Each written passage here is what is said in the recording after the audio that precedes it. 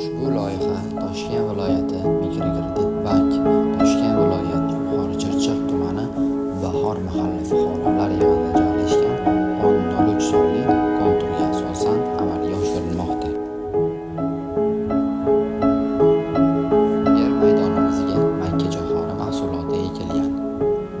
Ushbu yer maydonimiz 10 gektar, ya'ni uzunligi 600 metr, bo'yi esa 400 metrni tashkil etadi.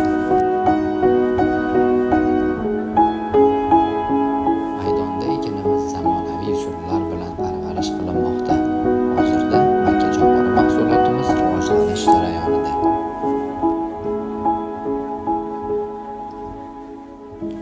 Ekinimizni yetishtirish 120 kun davom etadi.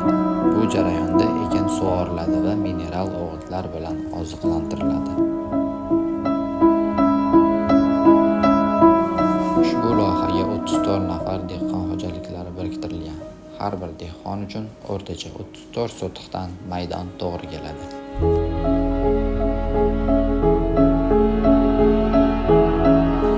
Yer maydonimizni har bir hektaridan 10 tonna, miqdorda esa 100 tonnadan ortiq hosil olish rejalashtirilgan.